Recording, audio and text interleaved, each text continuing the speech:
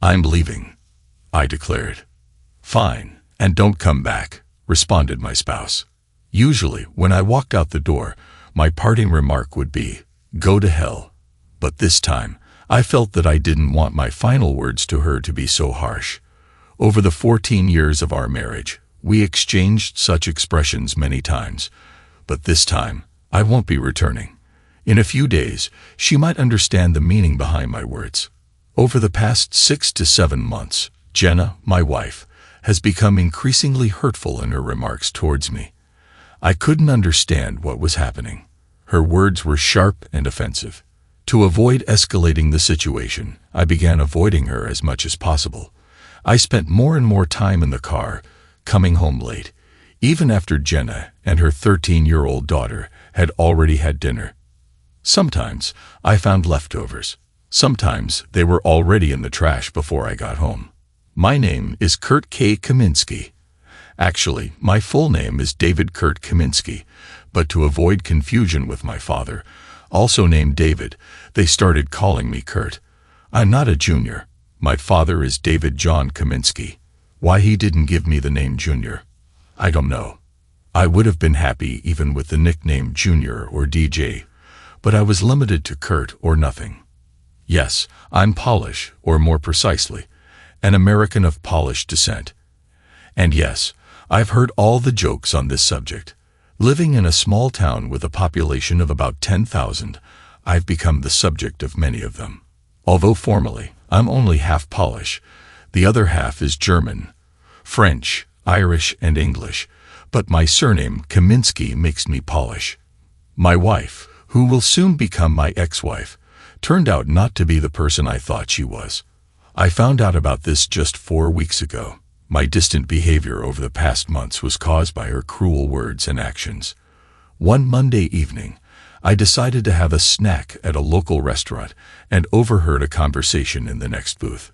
It turned out that my wife and my best friend, George Carey, were deceiving me. It was a blow. They talked about how they spent time together while I was busy in the parking lot, unaware of anything. I left trying to get away so they wouldn't notice me. It was unbelievable. Jenna was with George. He even served as the chauffeur at our wedding. He's my mechanic, who will still be servicing my cars for some time. Although strictly speaking, he's not my mechanic, but an independent contractor whom I hire for repairs and maintenance of my vehicles. Yes, I'm a used car salesman. I also heard all these jokes and insults. However, my business is very good. People know they will get a great car at a good price. They also know that I am responsible for my cars. If problems arise, I take care of them. George has always been a good mechanic, and I keep him busy and pay him well. I wanted to hire him, but he said that he won't respect himself if he has a pull as a boss. He said it jokingly, but I knew he was serious. Regardless, I hired him as my independent mechanic contractor, although he was not very independent. In fact, I was his only source of income. This fact will be his death. I left the restaurant and drove around the neighborhood. Could this be true? I asked myself, or is he just toying? They could have hired a private detective. But if what he said was true, then they only met twice a month. This may turn out to be a waste of money, but what I could do was check her phone and email. This is exactly what I decided to do. I returned home, and Jenna was as out of sorts as ever. This suited me. I didn't want to talk to her until I found out the truth. After she went to sleep on her side of the bed, I got up and checked her email. There was nothing suspicious there. Her phone was secured with a password. Yet it didn't take me long to ascertain that our daughter's birthday was the code. I noticed a few messages that could have been misinterpreted, but none from George. His name was among her contacts. But then again, he was my closest companion, so it wasn't unusual. Perhaps he was merely speaking humorously. Nonetheless, her recent behavior led me to believe that something might be amiss, perhaps not with George, but with someone else. I retired to bed, tossing and turning in an attempt to find sleep.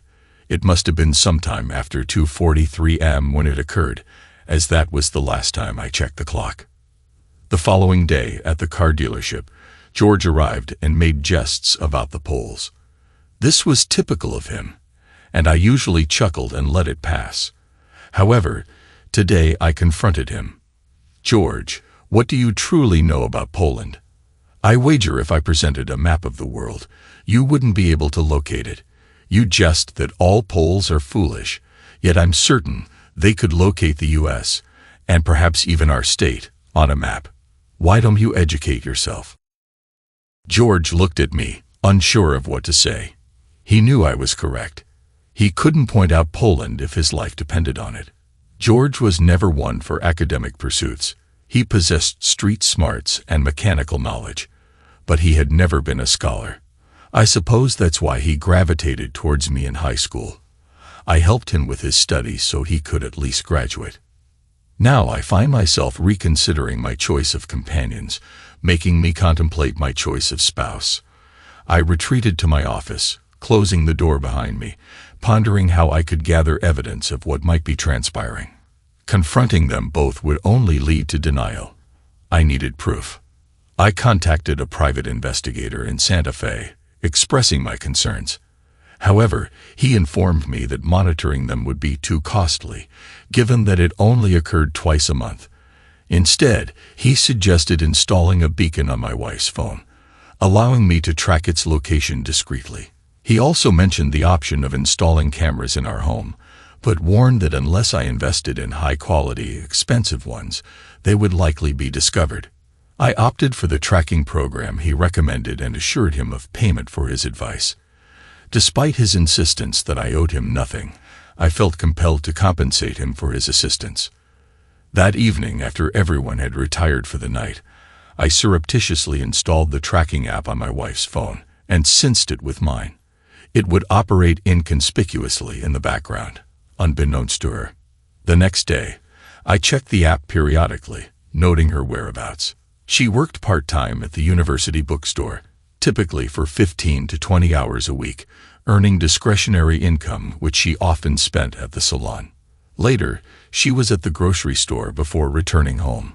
George, on the other hand, was home for most of the day, but coincidentally absent whenever Jenna was present. This provided some assurance that nothing untoward had occurred that day. Determined to mend relations with my wife and daughter, I suggested dining out together. Although my wife seemed somewhat apprehensive, my daughter, Carrie, displayed typical teenage reluctance. Despite her hesitance, I insisted, and she reluctantly accompanied us. Dinner was pleasant, though I made a point to mention George in conversation. Jenna's discomfort was evident as she quickly changed the subject, further fueling my suspicions. I yearned to uncover the truth behind George's remarks. That evening, I refrained from checking her phone, finding no success in examining her calls or messages. Either she deleted them promptly or refrained from making any at all. As we settled into bed, I thanked Jenna for joining us for dinner. She responded with gratitude, hinting at intimacy with her gaze.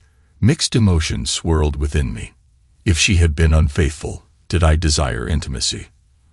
Resolved to await concrete evidence, I decided to let her initiate any further intimacy, hesitant to reciprocate until I had confirmed my suspicions. I refrained from taking the initiative.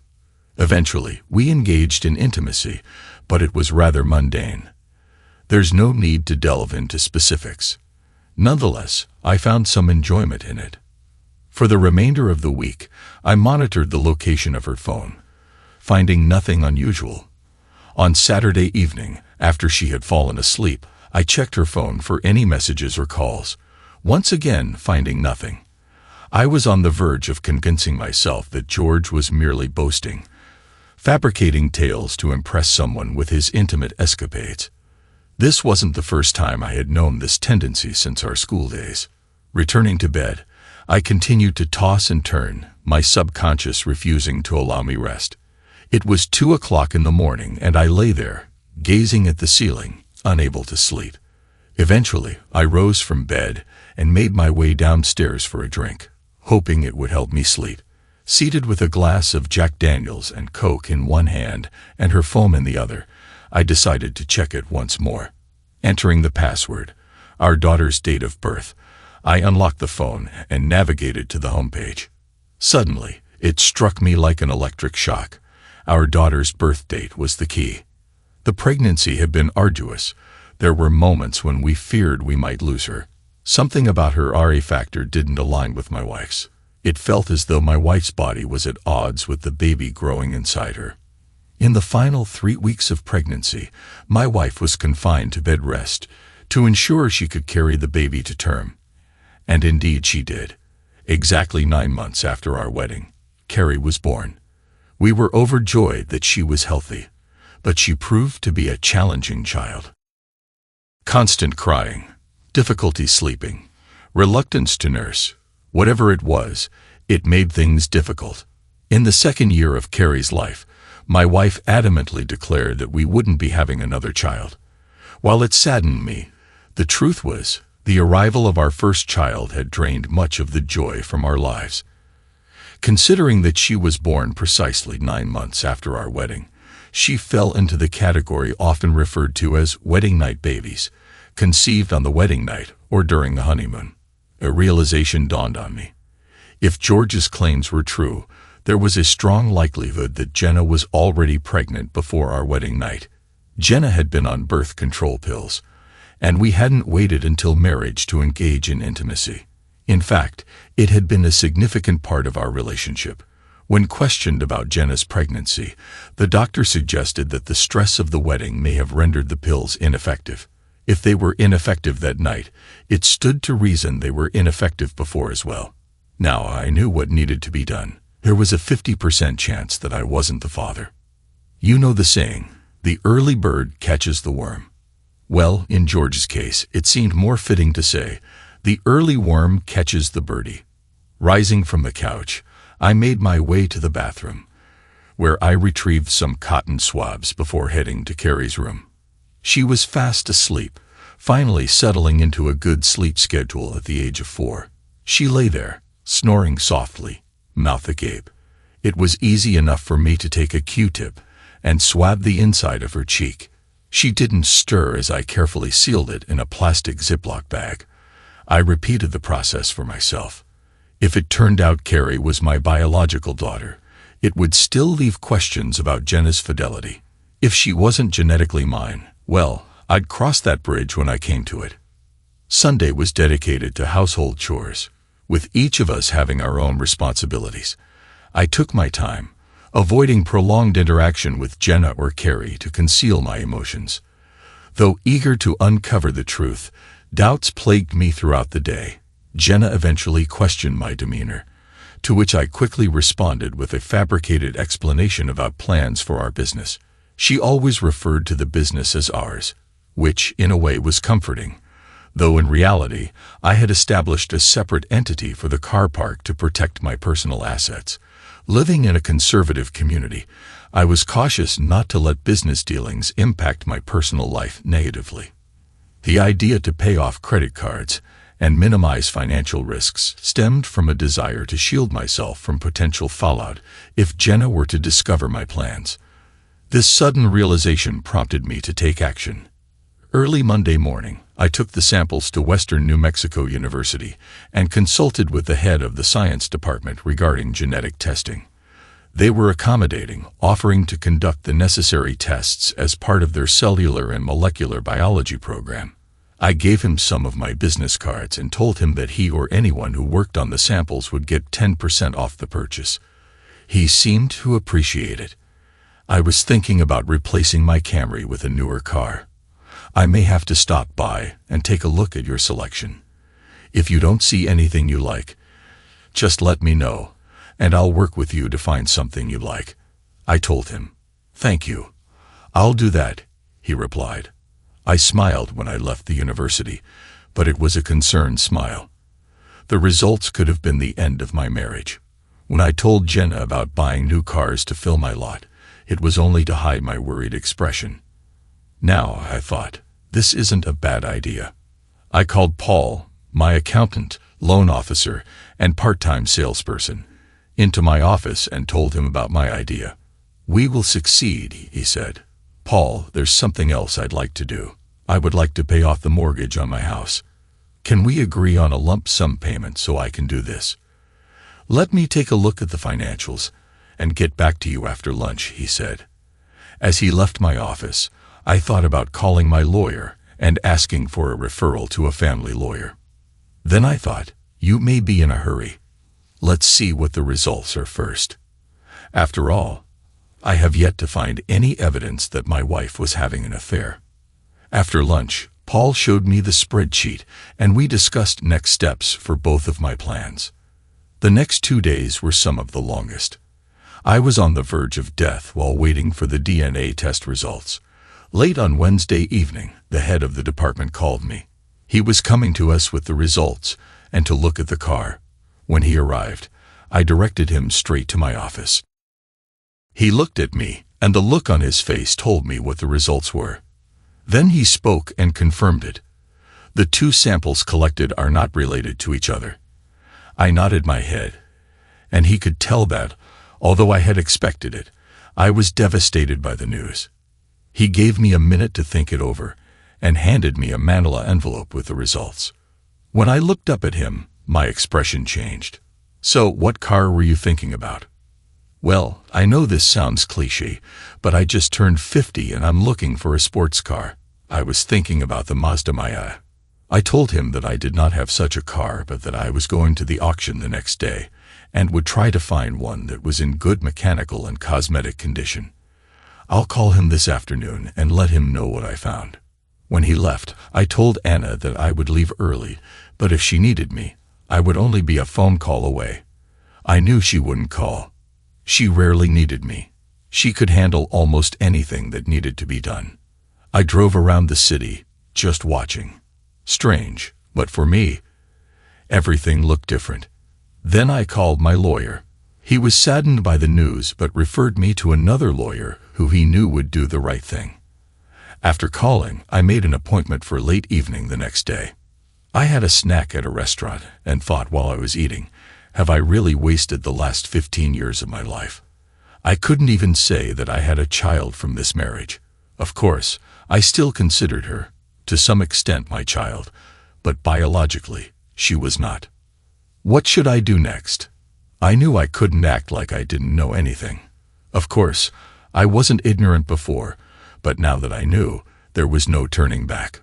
One thing I knew for sure, George would pay. I didn't care that he had been my best friend for years.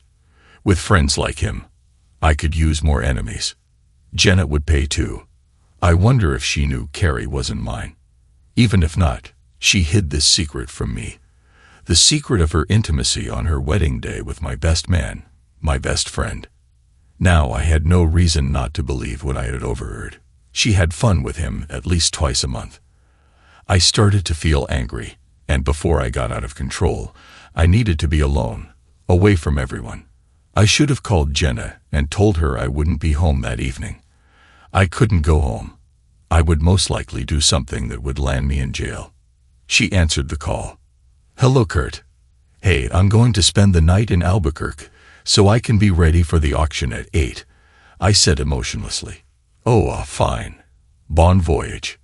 I don't usually go to Albuquerque for auctions, so this was unusual. I wondered if she would take advantage of the fact that I would be gone all night.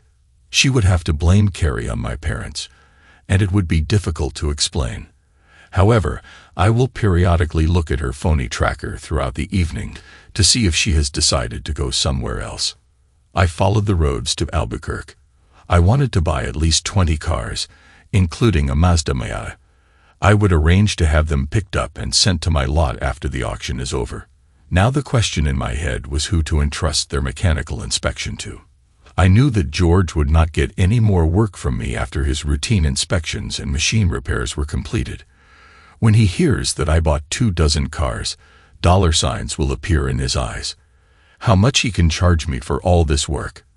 However, this will not happen, and I will keep it a secret until the last minute. I needed to talk to one of the local auction dealers to see who would be good enough and reliable enough to inspect them before shipping them to our small town. I got to Albuquerque around 9 a.m. and checked into a Best Western hotel.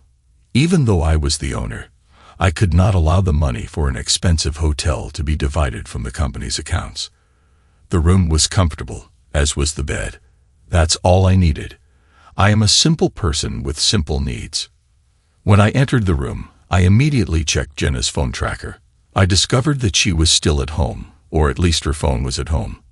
That night, sleep was difficult. I kept going over in my mind why she did what she did. How could she justify having a night with him on our wedding day, let alone twice a month for who knows how many years? I began to reconsider our marriage. He was never perfect, but I thought we loved each other exclusively. Now I know that this was a mistake on my part from the very beginning. In the first few years after the wedding, things were not easy. Of course, we weren't expecting a baby right away. We originally planned to wait 3 to 4 years and then start a family. 3 children are what we agreed on before the wedding. However, the fight with Carrie ruined these plans. When I found out that these plans were ruined by my best friend, all the struggle began to seem in vain. 14 years of wasted effort. There had been good times, of course, but even those were now overshadowed by this news. If Jenna hadn't had intimate with George, maybe she would have gotten pregnant with me. And maybe she wouldn't have had such a bad pregnancy and difficult child that made her not one anymore. George ruined my life when he seduced my future wife on my wedding day. Now he entertains her at least twice a month, and I'm sure that all the time he laughs at the ignorant pull he must pay. I thought to myself, lying down and trying to sleep. I was furious again. I needed to calm down. Otherwise, I wouldn't be able to sleep. I turned on the TV to some mindless comedy show. Laughter helped me calm down, and by 11 p.m., I was ready to fall asleep, looking forward to a long day. The auction went well. I got some great cars at great prices and got to know some dealers in the Albuquerque area. I didn't see any Miatas at auction, so I started asking other dealers. 2 of them had one each, one red, the other black. I asked them if they would be willing to make a deal once I found out what color my client preferred. Of course, each of them said, "Just let me know what cars are on your lot, and we'll get it done." I should have come to this auction more often. Communication with other businessmen engaged in the same type of business inspired me to expand my business. Besides, it distracted me from my problems. In the afternoon, when I met with the lawyer, the news was not very good. I will lose half of all my property and will have to pay alimony and child support. Child support for a child that wasn't even mine. Then I decided that I would not get a divorce. Instead, I'll leave her with George's baby. I would pay off the mortgage on the house. She could have stayed in it. But my name was the only one on the mortgage, so she couldn't sell it if I moved out, but continued to pay taxes and utilities. She wouldn't be able to resign and take the house. However, I had to decide what to do with my business. It was registered as a corporation, but somehow I knew that if I didn't do something to protect it, I could lose it. I needed to talk to my business lawyer about this. When I walked through the door of my house, I was exhausted from a long day. So I said to Jenna, "I'm tired. I'm going to take a shower and go straight to bed," and went to the bedroom. "Do you want to have dinner?" she called. "No, I had a late lunch," I answered. At least she thought to ask. The shower was wonderful. It felt like my problems almost melted away. I had problems, but I was on my way to solving them. I fell asleep a few minutes after my head hit the pillow. I had been stressed for the past week, and now that I had started making a plan of action, my mind could rest. Waking up early and feeling refreshed, I headed to the office before Jenna and Carrie even woke up. I had things to do and even more plans. When my staff started arriving, they found me knee-deep in spreadsheets, financial reports, and sales forecasts. I told Paul that I had purchased 23 cars and that within a week, we would close the deal on the car at the dealer in Albuquerque. I told Anna not to assign any more work to George, but to keep it a secret. She looked at me with a puzzled expression. "You are the boss." "Thank you, Anna. You are irreplaceable." At 9 a.m., I called my business lawyer and asked him what I should do. "Well, your business is registered, but there may still be a way she can force you to sell it to get half of its value. Have you thought about selling it beforehand? No. Do I need to? This will keep the business out of her hands, he said. This business is my life. I can't get rid of it, I told him. Okay, let me think a little and study the situation. I'll call you at the end of the week. This news was devastating. I have worked hard to build my business into what it is today. Here's the corrected passage. This is my child. Unlike Carrie, I thought to myself. Now I was filled with rage. Again, part of being a good business person is the ability to compartmentalize and multitask. I needed to put my personal problems aside and get back to business. First on my list was to call Doug, the department chair, who determined that what George said was true. Doug, Kurt Kaminsky, I have information about 2 Miatas that might interest you. One is red, and the other is black. Are you still thinking about it? I asked. Yes, if the price is right, he said. What color are you interested in?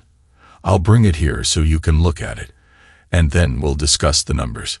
Even if we can't agree on a price, I'm sure I can sell it without too much trouble.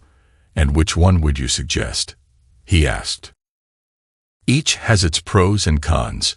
Fire red is a great statement color, but it fades faster. Black looks elegant, but in our climate, it gets hot quickly. Will this car be kept in a garage when you are not using it? Yes, I can do it. Then the red won't be exposed to the sun much, so fading won't be a problem.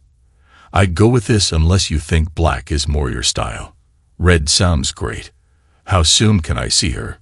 Is Monday or Tuesday suitable for you? Of course. Call me when you receive it.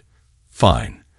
I hung up and called the dealer who had the red one to arrange a trade. He became interested in the BMW on my property. It had been there for 3 months. He would have had a better chance of selling it in a big city by this time. George arrived. He had several cars that still needed to be repaired. Being an independent contractor, he could come and go as he pleased, and as long as the job was done at the time I needed the car, I was fine with it. He overheard several salesmen talking about 23 cars that would soon appear in our warehouse. Hey, Kurt, where are these cars coming from the auction? I want to make sure I have a schedule to do this for you, he said. It will be sometime at the end of next week or early next week. The auction house will arrange for their delivery here, I told him. It was difficult for me to talk to him calmly. To this damn traitor. Okay, I'll contact Anna and ask her to put me on the schedule, he said. I just chuckled to myself as he left. That weekend, I tried to keep my distance from Jenna. I worked in the yard and ran a lot of errands. I didn't even check her phone tracker. For me, it no longer mattered. I felt only contempt for her. The fact that I was raising someone else's child was unforgivable. On Monday, I was at the car show again. I called the dealer in Albuquerque and told him I would drive the Beamer over and pick up the Miata. He replied, "Great, we'll have a late lunch when you arrive." It was a good day for a trip, so I told Anna that I would be gone all day. Hold the line, I told her. Okay, boss, she replied. She truly was irreplaceable. I need to give her a raise, I told myself. The trip was pleasant, as was the lunch. The other owner made me feel welcome, and I felt like I had a new friend. On the way back, driving the Miata, I really enjoyed myself. The top was down, and the wind was ruffling my hair. I decided that I would call another dealer and get a black car. I needed to live a little, and I won't be needing more than a 2-seater anytime soon. I pulled into our driveway in a red sports car. Jenna looked out the window and must have said something to Carrie, because they both came out to watch. Honey, why do you need this car? You know we need something with a back seat for Carrie, she said condescendingly.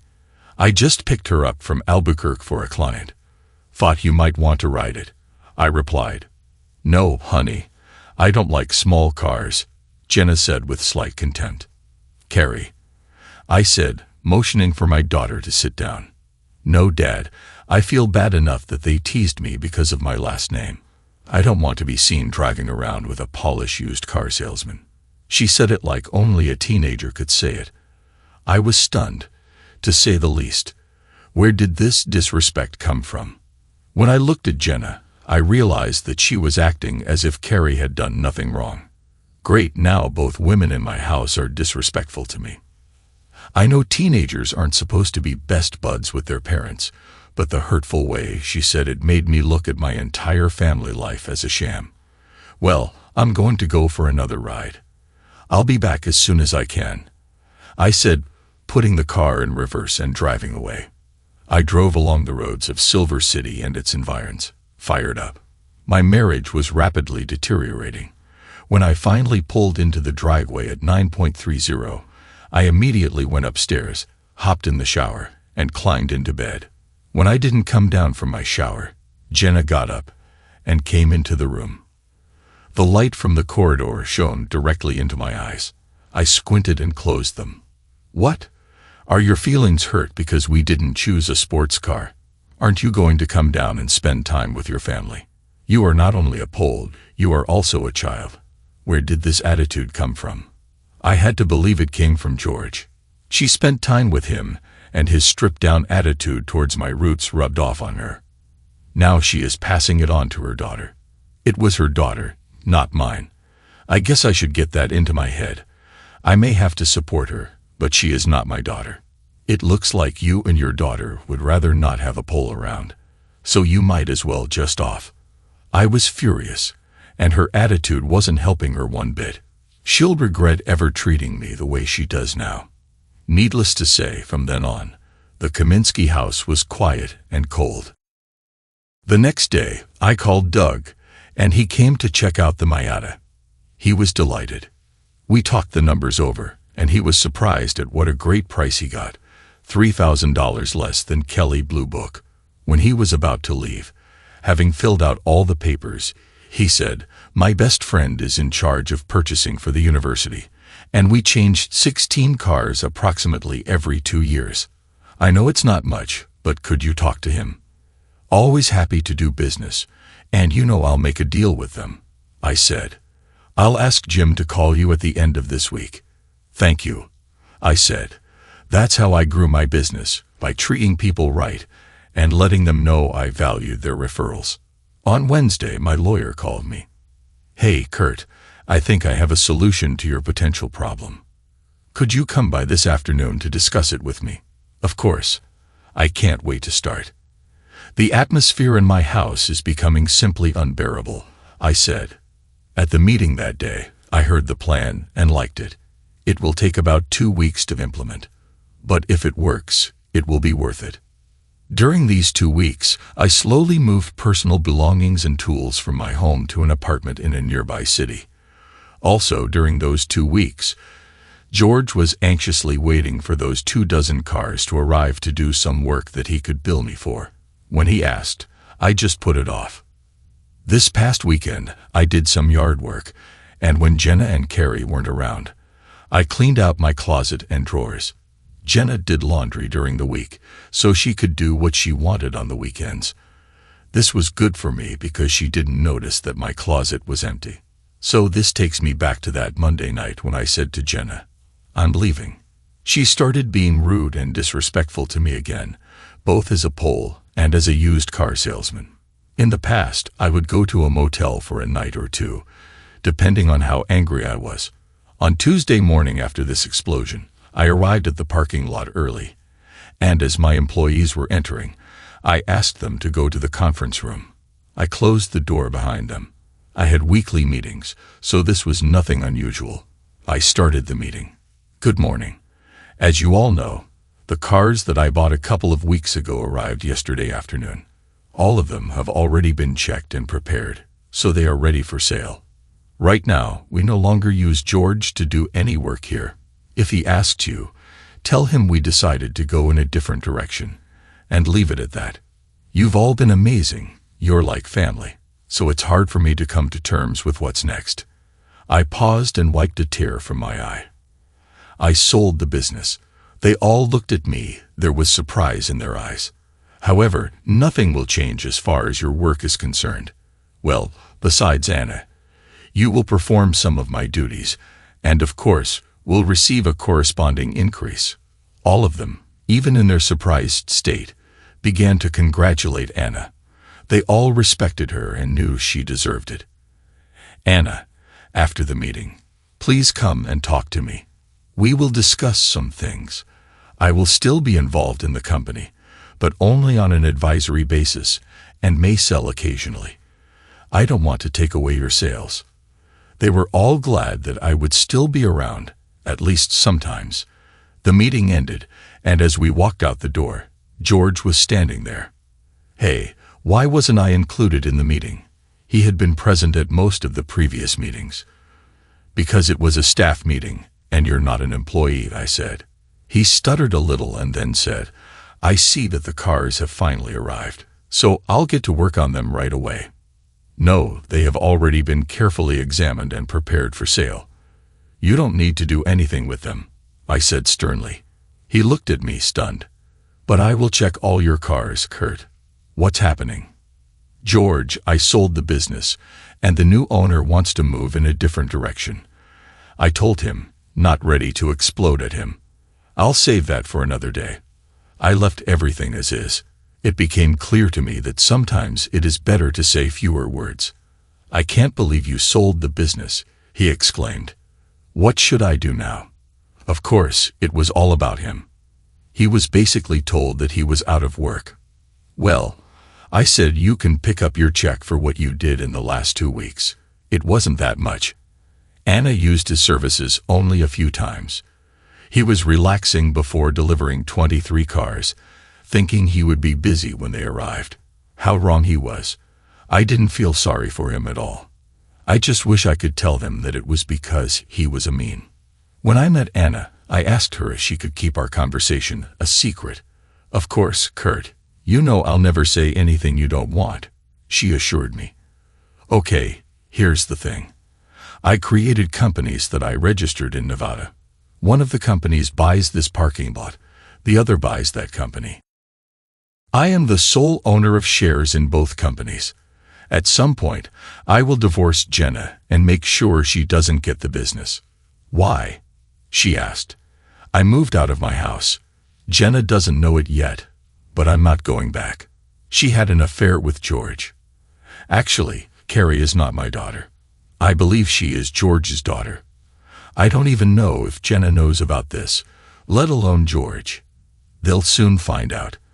I'm not going to get a divorce, but I will continue to pay utilities and taxes for our house. This way, she won't be able to say that I abandoned her and take everything I have. Just in case she files for divorce due to irreconcilable differences, I don't want her to be able to take over the business. That's why I agreed that the company would be bought twice. Let them try to figure out what's going on. The proceeds from the sale will be spent by the time she gets her divorce done. Plus, I make next to nothing from consulting and a few commissions from sales. Anna, you are able to cope with daily operations. I'll be available to call if you have any questions, but let me say that I trust you and I trust your judgment. The smile came back to her face when I told her about the new owner, but when she heard about Jenna and George, she looked like she was ready to shoot someone. This was a woman whom I truly admired and respected. I continued, I have one more task for you, and then I will leave you. I need you to order a new sign and letterhead. We are changing the name of the business. This will further cement in George and Jenna's minds that the business has been sold to someone else. The new name of the business will be Helpless Car. I spelled the name so I knew she had it right. She looked at me in bewilderment. Someday I'll tell you why I chose this name. Suffice it to say, it tells the whole story. I said. She still looked puzzled, but she trusted me enough to follow my instructions. With that, I left, saying a few words to everyone as I left. I got into my car, an Audi, and drove down the road towards Albuquerque. About 2 hours passed when I received the call. Caller ID told me it was Jenna. I didn't expect her to call before the end of the evening. This has happened many times before. When I left, I'd go away for a day or two. She'd call. We'd talk, and I'd come back. Everything changed for a while. and then we became the same again. After a while, we would have a quarrel again, and the cycle would start all over again. I decided to answer the call, waiting to hear what nonsense he would spew this time. "Hello," I said through the speakerphone in the car. "CT, what's going on?" she said, somewhat hesitantly. "Nothing, just going to Albuquerque." "Why are you going there?" "To pick up the car," I said without emotion. So what I heard must not be true. So George must have called her, figuratively speaking. "Call your mistress to find out what is happening with her husband." "I don't know," I said. "What did you hear?" "George called me and said that you sold the business." "Why would he call you?" I asked, perplexing her. She corrected herself. "H-E-K, your best friend." He wondered if I knew what was going on. Best friend, what a joke. I was a joke to him, the stupid Pole who is helpless and does not know what is happening behind his back with his own wife. Apparently, my family was embarrassed that I was a used car salesman. So yes, I sold the business. Now you won't have to bear that stigma anymore. "Shouldn't we have talked about this first?" she said. I'm sure she was worried about how we would live. "Now, this is my company.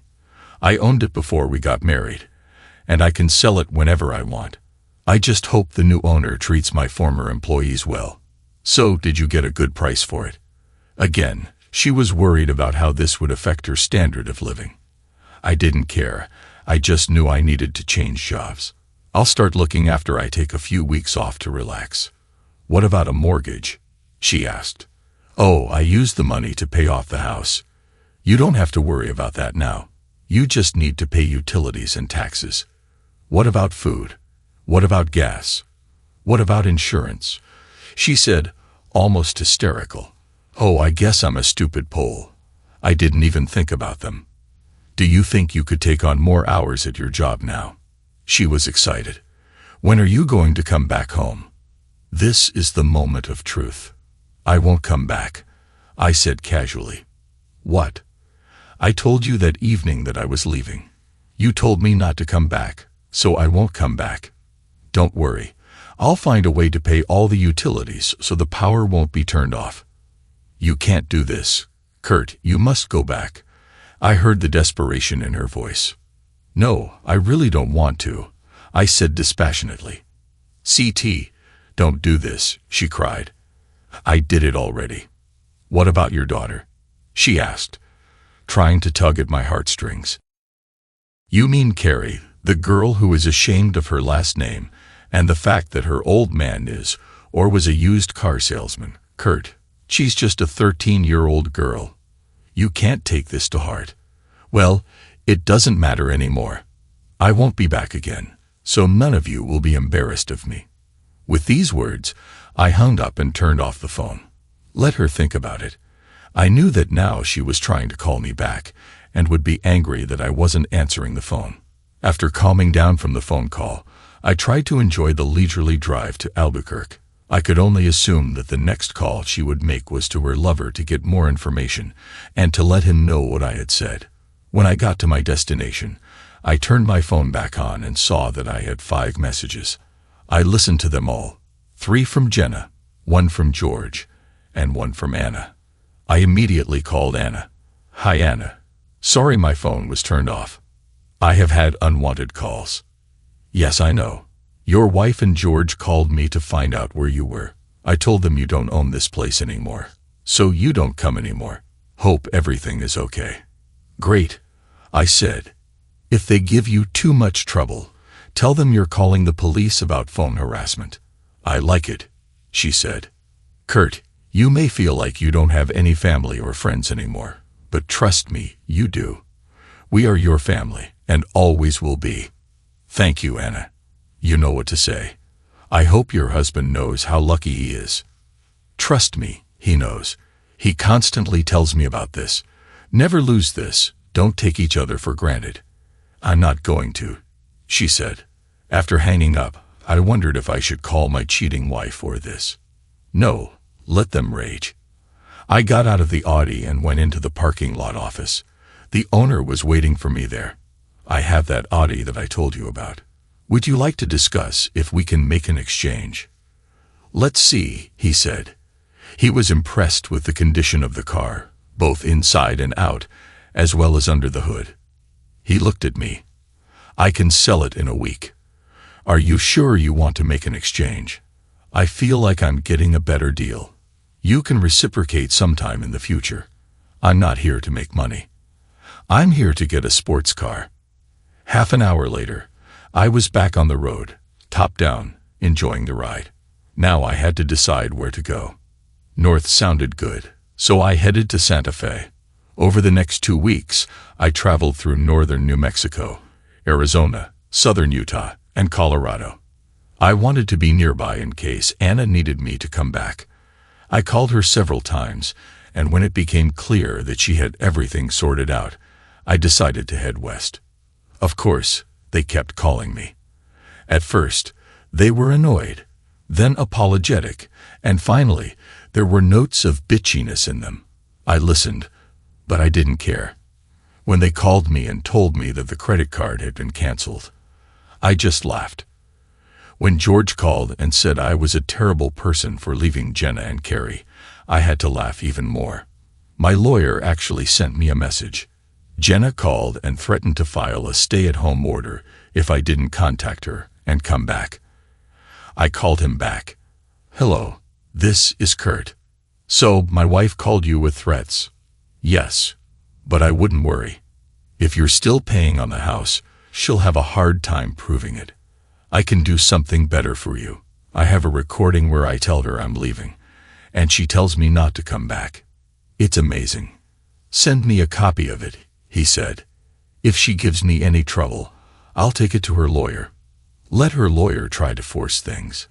Thank you. I'll call you in a week to find out what's going on.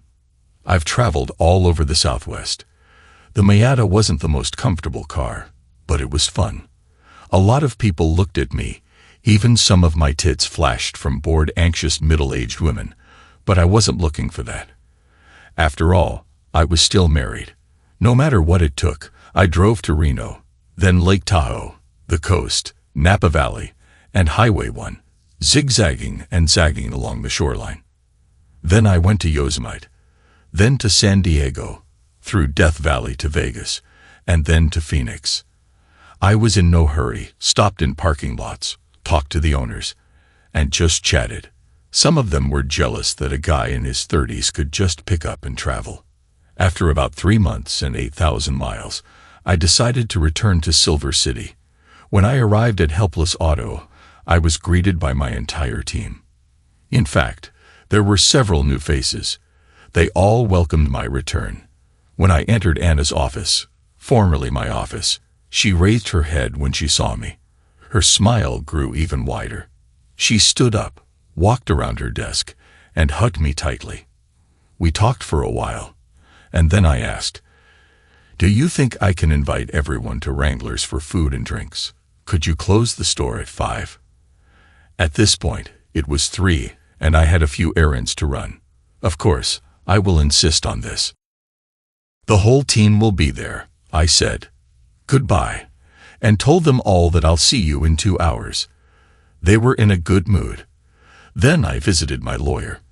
He told me earlier when I was traveling that Jenna tried to go down the abandonment route to get all my property, but he was able to thwart her efforts. We talked about what to do next. At 5, I met the team at Wrangler Restaurant. We had a great dinner, and it was nice talking to everyone. After about an hour and a half, they began to go home. Finally, it was just Anna and me. I left. She looked at me and said, "You know, Kurt, you may think that you are helpless, vulnerable, and don't understand anything, but you're wrong. You simply trusted those you loved." I looked at her. "So you got it right." "Yes, it took me a while, but you said the new name would tell the whole story." This haunted me until I realized it. You may be Polish, but all these jokes can never describe the real you. These jokes are an insult to you and your roots. Thank you, Anna. You are truly the main reason for my return.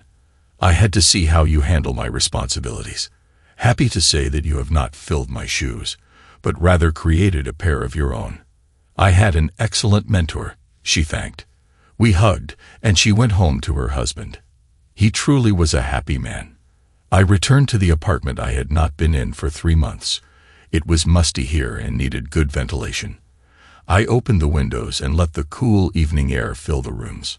I grabbed a beer and sat on the terrace overlooking the pool.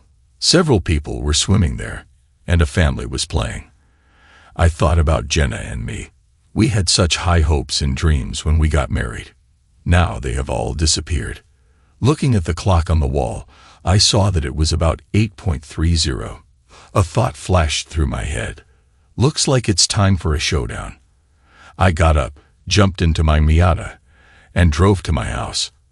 I guess technically it was still mine. I bought it before Jenna, and I got married, and my name was the only one on the deed. I was disappointed when I pulled into the driveway. The yard was not well kept. It seemed that the landscaping had not even been touched. The light was on, and I assumed Jenna was home. I went to the door and knocked. A minute later, the door opened, and Carrie stood there. Her eyes got big, and she asked, "Dad." "Hi, Carrie. Is your mom home?" She stuttered and then shouted, "Mother." I heard Jenna shout from the kitchen in a tense, high-pitched voice, "What's the matter?" She continued to look at me and said loudly in response, "Dad." Jenna came around the corner, saw me, and screamed, "Where are you going?" I decided to answer her cry in a calm, even voice. At that moment, George came out of the bedroom wearing only his underpants. "Oh," I said, the whole family is here, Mom, Dad, and child." "What the hell are you talking about?" Jenna spat back. "I suppose George moved to take my place after all. It is rightfully his." Jenna looked at me with a puzzled expression. Carrie said, "He lost his apartment after you fired him, and Mom needed a man to help pay the bills and take care of other responsibilities here since you left." Then the rage in her voice was palpable. "Well, young lady, it appears you were misinformed." He hated it when I corrected her. George was never my employee, and his insistence, so I could not fire him. As for bills, all utilities are paid, as is car insurance. "What about food and gasoline in the car?" Jenna shouted. "You had a job. Did you lose it?" "I know that before it was just your mad money, but it was enough for groceries and gasoline while I was away." "So you think you'll come back? Back and just move back?" she asked. "No, I'll wait until you and your lover find somewhere to live." It was obvious that they were sleeping together in my house, and Carrie seemed okay with that. "I'm not going to move out of my house," Jenna said. "Correction, this is my house. It was mine before we got married, and only my name is written on the contract." I replied, "Well, you left, so now he's mine." "The law doesn't work that way. Since I pay the utilities and taxes, I am still the legal owner, and even though I have been gone for a short period of taxes, I am still the legal owner, and even though I have been gone for a short period of time, I still own it. Don't worry, I'll give you lovebirds until the end of next month to find a place to live. Just make sure you take your daughter with you." "What do you mean, your daughter?" "She is our daughter." You couldn't think of more truthful words. I chuckled. Jenna looked puzzled. Then I said to Carrie, "Carrie, I know you hate being called Polish, so I have good news for you. Your real father is not me but George." The silence in the room was deafening. After a minute, Jenna meekly asked, "What?" "Yes, Jenna, it seems that your little carelessness on your wedding day led to the appearance of a child, but not mine. But good news for you, Carrie, you can now take your real dad's last name and become Carrie. I wonder if maybe Mom didn't insist on the name Carrie as a sign of respect for her lover." I looked at Jenna, and she looked at George. He was white as a ghost. "What, George? Don't you want to be a dad?" "Well, that's a shame. Take responsibility. But look at it this way. It's just 4 more years, and then college." Jenna and George said almost in unison, "I do not believe in that." I threw them the DNA report. See for yourself." They grabbed it, looked at it, and then both fainted. "Carrie, tell the lovebirds that your mom will be served with divorce papers sometime next week, along with an eviction notice." I turned and walked away. The whole time I was gone, I wondered if this affair had been going on throughout the marriage. In fact, I wondered if she was even faithful to me. We met when she came to buy a car. George was working on a car, and we both thought it would be a great date. Did she choose me or not? I truly was helpless, ignorant, vulnerable all this time. George laughed at me behind my back and also made polished jokes in front of my face. I returned to the apartment and drank beer. In the morning, I went to the lawyer and asked him to start processing the documents. Of course, I knew that I would have to sell the house and split the proceeds, but being a barely working person, I did not have to pay alimony or child support, especially since there was already another man in my place. At least, that's what I hoped. I loved Jenna and George. The betrayal was incredible. It will take me a long time to trust anyone, be it a man or a woman. Maybe I should see a psychologist. As the divorce proceedings progressed, I returned to work at the car dealership, but as a salesman. I made it clear to all employees that I was no longer the boss, and that I only needed one sale a week to pay the rent and buy groceries. In fact, I insisted on only one. When it came to court-mandated child support, I wanted to ensure that at the end of the month, I had no money other than my own meager living expenses. Jenna hired a lawyer. I don't know how she could afford it. Maybe he worked pro bono. He'll be surprised. They looked at my bank accounts and saw that I had spent the proceeds from the sale. They even looked at the sale itself, but found nothing wrong with it. They didn't dig deep enough. I heard from my fellow salespeople that while I was away, George came in almost every day for the first 2 weeks and talked to Anna about getting some work. She had no problem telling him no every time. In the end, he gave up. Now he regretted never getting his ASE certification because the only job he could find was at Valine Quick Oil Change with a salary of $13 per hour. I hoped Jenna went full-time, or they would have a hard time making ends meet. I contacted the realtor and informed Jenna that I was putting the house on the market in anticipation of a 50-50 split of all of our assets. She had already been served with an eviction notice, so she had to move out before the house was sold and closed. One evening, there was a knock on my door. Of course, it was Jenna. Opening the door, I looked at her. "What do you need, Kurt? Can we talk? I don't think this is a good idea. We're in a lawsuit against each other." "Come on, Kurt, it's just me here. No lawyers. Can't we sit down and have a civil conversation?" "Yeah, I guess, but let's go to Denny's," I said. "There will be witnesses," I thought to myself. I didn't trust her enough to be alone with her. We sat down in a booth at Denny's, and after a couple of minutes of pleasantries, I asked, "Why, Jenna?" She looked at me, hesitated, and answered, "I think the simple answer is that I liked both of you, and I couldn't decide." "So you were dating both of us at the same time?" She looked down at the table. "Yes," she admitted. "But George told me not to tell you anything because he knew it would ruin your personal and work relationship with him. So when I asked you to marry me, why did you say yes?" I asked. "Because I loved you." "What about George?" I asked. "I loved him too, but I understood that he would never be a suitable husband. When you asked me, he and I discussed it and ended our relationship. I wanted to focus on us and the preparations for our wedding. So, on our wedding day, while having a night with him, you said, 'I'm marrying him, but you're still my man.'" She started crying. Everything was wrong then. "What was it, Jenna?" She hesitated and then said, "I didn't want to lose him, and he didn't want to lose me." "Well, now you have each other and your child." By the way, she did a great job with the name. I didn't even notice until I had time to think during the 3 months on the road. "I didn't know Carrie wasn't yours," I said. "I really didn't." Then she looked at me and said, "Kurt, I wanted to talk to you today to tell you that I still love you." "It's nice to hear from you, Jenna, but I don't think you know what love is. I love you more than anything in the world, and obviously, you can't say the same. I loved you, but I can honestly say that I don't love you anymore. I loved you with all my heart, but now I feel only contempt for you," I said. When I said this, she looked up at me and realized that our relationship was over. There will never be us again. I had to ask her one more question. "Have you ever stopped?"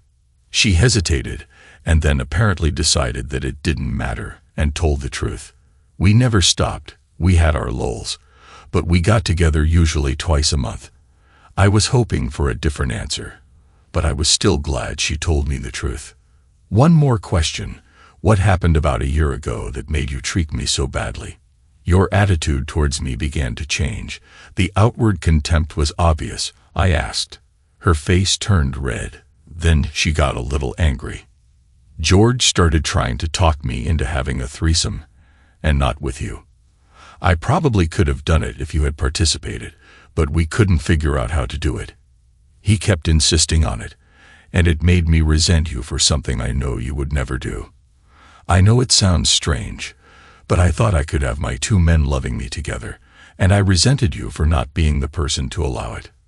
So you did it? I asked. No, I thought about it, but then you left, and my whole world collapsed. Well, now you can do it. Knowing that I don't care what you do, it doesn't bother me anymore, I said.